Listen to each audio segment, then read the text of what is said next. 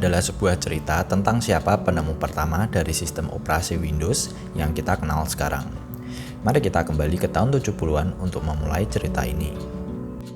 Di tahun 1977, saat itu Apple sedang jaya-jayanya dengan produk Apple II yang bisa dimiliki oleh semua kalangan. Berkat Apple, konsumen pelan-pelan mulai menyadari bahwa perangkat komputer bisa membantu dan memudahkan mereka melakukan tugas dan pekerjaan sehari-hari. Seiring dengan itu, pesaing Apple, IBM yang juga berada di industri yang sama, juga mulai melihat masa depan dari bisnis PC yang sangat cerah. Mereka juga harus bersaing di industri ini. Saat itu, IBM sudah merupakan perusahaan yang sangat besar, sehingga untuk membuat sebuah prototipe PC akan membutuhkan bertahun-tahun karena proses birokrasi dan produksi yang sangat rumit. Akhirnya, IBM menunjuk tim khusus yang ditugaskan untuk meresearch produk yang mereka inginkan ini. Tim ini boleh membuat prototipe dengan mengambil beberapa part dari luar IBM. Singkat cerita, akhirnya pada 1980, IBM berhasil menyelesaikan prototipe PC pertama mereka. Tapi ada satu yang kurang, sistem operasi atau software seperti Windows yang sekarang kita kenal. Cerita dimulai dari sini. Di tahun yang sama, IBM bertemu Bill Gates untuk mengembangkan sistem operasi yang mereka butuhkan. Hasilnya, Bill Gates yang saat itu berusia 25 tahun sepakat untuk proyek tersebut dan akan merahasiakannya. Tapi akhirnya Bill Gates yang saat itu juga belum memiliki sistem operasi Windows memberitahu IBM untuk menemui Gary Gildahl. Orang ini adalah seorang ilmuwan komputer yang menjadi panutan banyak ilmuwan lainnya. Beliau adalah kreator dari sebuah bahasa pemrograman untuk CPU pertama Intel yang diberi nama 4004. Sebelumnya, pada 1972, Gary Gildahl berhasil membuat sebuah program untuk mikrokomputer yang bisa terintegrasi pada keseluruhan sistem komputer. Program ini juga disebut CP/M. Ini adalah sistem operasi pertama di dunia. Sebuah cerita klasik yang masih sering kita jumpai sekarang, di mana orang-orang jenius justru tidak ingin terlalu komersil. Gary saat itu awalnya hanya membuat penemuan itu untuk pribadi dan dia tidak menyangka bahwa banyak yang membutuhkan karyanya. Karena dia hanya mengerjakan itu sekedar hobi, dia tidak berminat untuk membesarkan temuannya itu.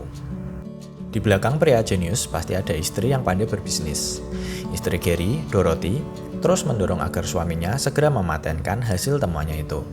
Akhirnya dibentuklah Digital Research pada 1979. Perusahaan ini menjadi sebuah standar untuk sistem operasi temuannya. Saat itu, Gary sangat populer seperti Bill Gates sekarang. Hal itu juga yang membuat Bill Gates menyuruh IBM untuk menemui Gary. Sebelum pertemuan dengan IBM, Gary saat itu sampai dihubungi Bill Gates, karena IBM adalah perusahaan besar dunia saat itu. Tapi, Gary yang pembawaannya santai tidak terlalu mempedulikan nasihat Bill Gates dan tidak terlalu memperhatikan karena dia tidak tahu bahwa yang akan menemuinya adalah IBM, perusahaan teknologi terbesar di dunia saat itu. Bahkan, Gary malah sedang pergi dengan private jet-nya untuk urusan pekerjaan lainnya ketika pihak IBM datang ke Seattle, tempat tinggal Gary. Karena Gary sedang tidak berada di tempat, istri Gary, Dorothy, yang bertemu IBM. Tawaran dari IBM ditolak oleh Dorothy yang saat itu menjabat sebagai kepala operasional Digital Research karena tidak setuju ketika disuruh menandatangani sebuah non-disclosure agreement. IBM kemudian kembali memujuk Bill Gates untuk membuatkan mereka sistem operasi yang akhirnya diterima oleh Bill Gates. Dia tidak ingin membuang kesempatan itu lagi. Ini seperti sudah menjadi takdir dari Bill Gates untuk menerima tawaran dari IBM. Bill Gates saat itu sedang mengembangkan Microsoft dan belum memiliki sistem operasi sendiri. Tapi dia melihat potensi besar dari IBM dengan PC-nya. Bill Gates akhirnya membuatkan sistem operasi kepada IBM yang sebenarnya dia beli dari sebuah perusahaan kecil bernama Seattle Computer Products seharga $75.000. Sistem operasi tersebut bernama QDOS atau Quick and Dirty Operating System yang kemudian diubah namanya menjadi MS-DOS atau Microsoft Disk Operating System. QDOS ini dibuat berdasarkan CP/M yang dibuat Gary. Teman-teman pasti bertanya-tanya, kenapa QDOS atau Quick and Dirty Operating System namanya begitu?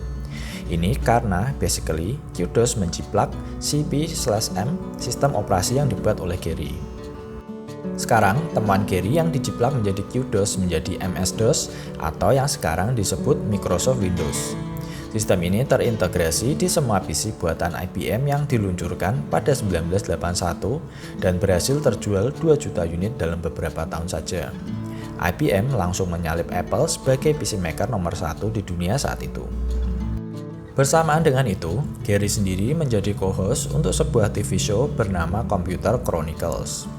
Di saat Gary sedang sibuk menjadi pembicara tentang sebuah PC portable di TV show tersebut, Bill Gates menjadi kaya raya dengan menjual lisensi MS-DOS kepada IBM. Bill Gates menjual lisensi tersebut seharga $50.000 kepada IBM. Bill Gates memang jenius karena dia tidak hanya menjual lisensi MS-DOS eksklusif kepada IBM saja, tapi MS-DOS bisa digunakan oleh semua produsen PC pada saat itu. Dan Bill Gates mendapatkan profit dari setiap penjualan PC yang menggunakan MS-DOS. Deal inilah yang membuat Bill Gates menjadi orang terkaya di dunia. Bayangkan jika saat itu Gary menerima tawaran dari IBM. Gary yang mengetahui hal ini kemudian menuntut IBM ke pengadilan. Hasilnya, IBM setuju untuk menjual CP/M bersama dengan MS-DOS. Tapi saat itu harga CP/M $240, sedangkan MS-DOS hanya $40.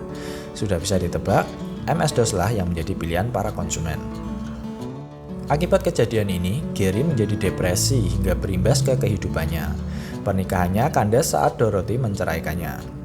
Pada tahun 1994, Gary meninggal karena injuri kepala saat bertengkar di sebuah bar.